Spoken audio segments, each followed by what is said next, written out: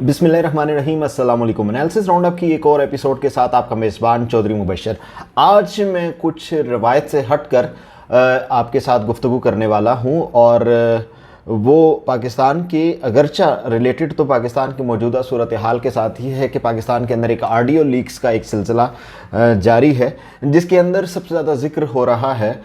इमरान अहमद ख़ान नियाज़ी साहब, जो पाकिस्तान के साबिक़ वज़ीर आज़म भी हैं और सरबरा भी हैं पाकिस्तान तहरीक इंसाफ के, उनके हवाले से। लेकिन अगरचा मैं बात इस ऑडियो लीक से ही रिलेटेड एक ख़ातून के हवाले से करना चाहता हूँ, लेकिन उसका जो मामला है वो इस ऑडियो लीक्स के ऊपर तबसरा नहीं है, बल्कि फ़ितरत के एक इंतकाम के ऊपर है, जिसके अंदर हमारे लिए इबरत का सामान है। हमें अल्लाह रब्बुल इज़्ज़त से डरना चाहिए और तौबा और इस्तिग़फ़ार करनी चाहिए कि कुदरत अगर किसी शख्स के साथ इंतकाम लेने पर उतर आए तो उसका क्या हाल और क्या अंजाम किया जाता है। इस ऑडियो लीक का एक और मुबैना किरदार जो है वो हैं मोहतरमा आयला मलिक साहिबा, जो दूसरी जानिब यानी कि जो खातून हैं जो इस फ़ोन के ऊपर गुफ्तगू कर रही हैं। ये आयला मलिक साहिबा जो हैं ये नवाब ऑफ कालाबाग की पोती हैं। अब नवाब ऑफ कालाबाग के बारे में बहुत सी अफसानवी बातें घड़ी गई हैं और आज तक कुछ लोग उनको हमारे सामने एक हीरो की शक्ल के अंदर हमारे सामने रखने की कोशिश करते हैं। नवाब ऑफ कालाबाग जो थे वो डिक्टेटर जनरल अयूब खान के पंजाब, ये पाकिस्तान दो हिस्सों में पाकिस्तान को तकसीम किया गया था, दो सूबों के अंदर। उनके दौर के अंदर एक सूबा जो था वो मशरक़ी पाकिस्तान था और दूसरा मगरबी पाकिस्तान था, और इसको वन यूनिट का नाम दिया गया था। तो जो मगरबी पाकिस्तान का था उसके गवर्नर थे एक इंतहाई बेरहम और रुथलेस किस्म के इंसान समझे जाते थे, जिनके जुल्म, जिनके तशद्दुद और जिनके जुल्म व सितम से कोई शख्स भी महफूज व मामून नहीं था। अब जो मैं फितरत के इंतकाम की आपको पहली दास्तान सुनाने लगा हूँ वो ये है कि नवाब ऑफ कालाबाग जो थे वो उनकी जब फैमिली वहाँ पे निकला करती थी कालाबाग के अंदर, तो हुक्म ये था, मनादी करा दी जाती थी कि नवाब साहब की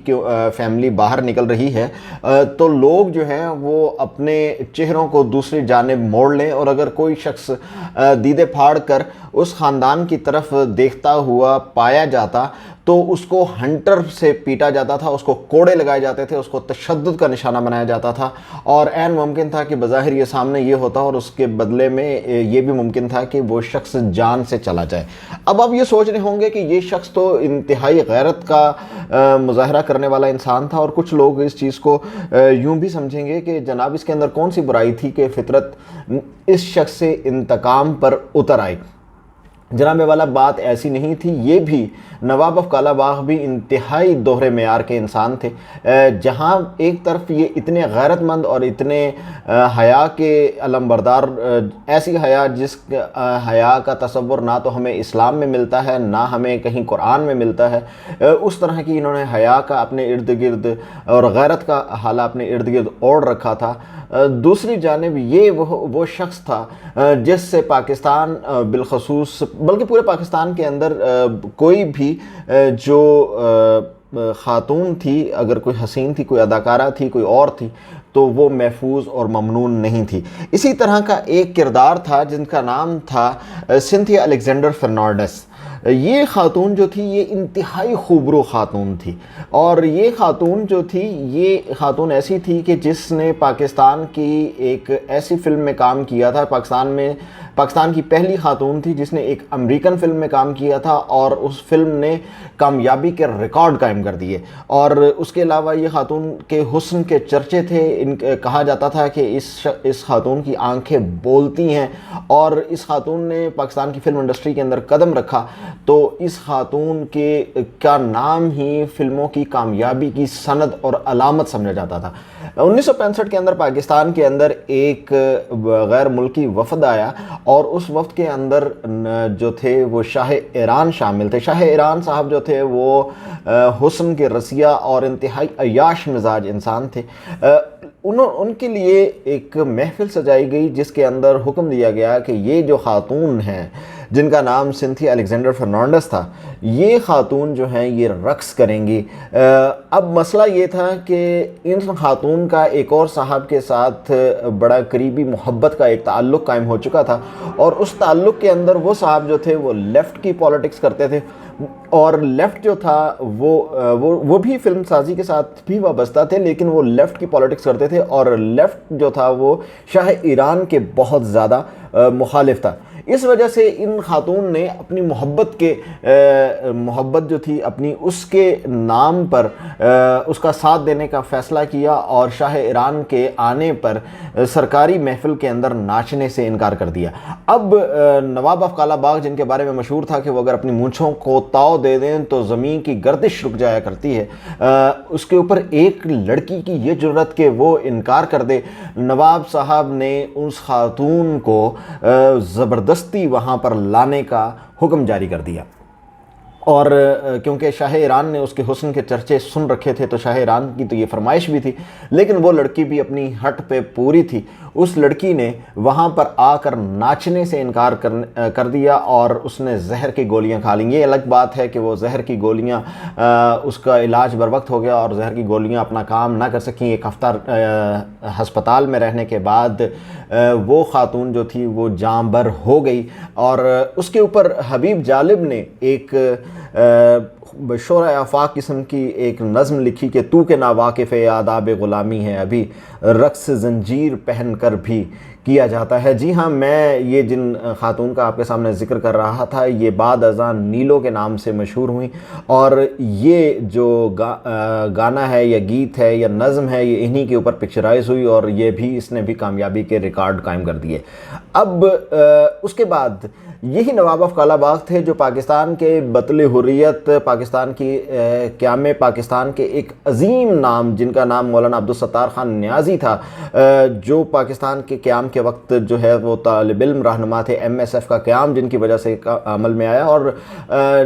بانی پاکستان محمد علی جناح صاحب نے بھی یہ واشگاف الفاظ میں کہا تھا کہ اگر ایم ایس ایف نہ ہوتی تو پاکستان کا وجود ناممکن تھا۔ اس پاکستان بنانے والے فرد کے لیے زندگی جو ہے اس نواب آف کالا باغ نے تنگ کر دی، بہت سے لوگوں کو ایذا دے دے کر ہلاک کر دیا گیا، یا میں تو کہوں گا شہید کر دیا گیا، اور ان ایذا لینے والے لوگوں کے اندر ایک اور بہت بڑی محترم ہستی جماعت اسلامی کے بانی جناب سید ابوالعلا مودودی بھی تھے، جن کو اسی نواب آف کالا باغ نے پابند سلاسل کیا، اور ان کے اوپر بھی تشدد کا جو ہے وہ بازار گرم کیا۔ پاکستان کے اندر اخبارات یعنی کہ نوائے وقت جیسے اخبارات کے اوپر پابندی لگا دی گئی، لیکن فطرت جو تھی وہ ایک وقت آیا کہ اس شخص کے ساتھ فطرت فوری طور پہ ایسا کچھ نہیں ہوتا کہ وہ کوڑے مار دیتی ہے یا کوئی اوپر سے آسمان سے کبھی پتھر برسا کرتے تھے، لیکن فطرت اپنے انداز میں چلا کرتی ہے۔ وہ رب ہی ہے جو وہ رب تو نہ ہوا کہ اگر وہ فوری طور پہ طیش میں آ جائے، وہ اپنے طریقے سے اپنے ڈیزائنز کے ساتھ جو ہے وہ کائنات کے نظام کو چلاتا ہے، اور کائنات کا نظام اس شخص کے ساتھ بھی چلنا شروع ہوا۔ آج وہ نواب آف کالا باغ جو ظلم، تشدد اور اس طرح انسانیت سوز مظالم اور خواتین کی عزتوں کا لٹیرا انسان جو تھا، وہ اس کی پوتی جو ہے آج اس کی وہ آڈیو جعلی ہے یا اصلی ہے۔ میں بہرحال یہ محسوس کرتا ہوں کہ وہ آڈیو درست ہے، اصلی ہے، جب تک فورینزک نہیں ہوتا اور اس کی ابھی تک کہیں سے تردید بھی نہیں آئی ہے تو اس کو ہم اصلی ماننے پر مجبور ہیں۔ لیکن اگر وہ یہ جعلی بھی ہے تو پاکستان کے ہر بچے کے ہاتھ میں اس اور کانوں میں وہ آواز جو ہے وہ استعارے کے طور پہ ٹکرا رہی ہے کہ وہ انسان جو کبھی اپنے خاندان کی عورتوں کے باہر نکلنے پر لوگوں کو کوڑے برسایا کرتا تھا، اس انسان کی پوتی آج پاکستان کے اندر ایک سمبل بن چکی ہے۔ یہ فطرت کا عجیب و غریب انتقام ہے۔ اس خاندان کے ساتھ صرف یہی نہیں ہوا بلکہ نواب آف کالا باغ کو اس کے اپنے بیٹے نے ایک خاتون کے معاملے پر ہی، یعنی کہ دونوں باپ اور بیٹا جو تھے وہ کسی ایک ہی خاتون کے ساتھ مبینہ طور پہ ایک معاشرے کے اندر تھے اور دونوں چاہتے تھے کہ وہ اس کو حاصل کریں، تو بیٹے نے اپنے باپ کو قتل کر دیا۔ اسی نواب آف کالا باغ کا پورا خاندان تقریباً اس کے اندر چند کچھ لوگوں کی اولاد نہ ہو سکی اور کچھ لوگوں کا قتل اسی طرح ہوتا چلا گیا، اور آج اس کی فائنل ایپیسوڈ ہمارے سامنے اس صورت میں ہے کہ آئلہ ملک جو ان کی پوتی ہیں، ان کی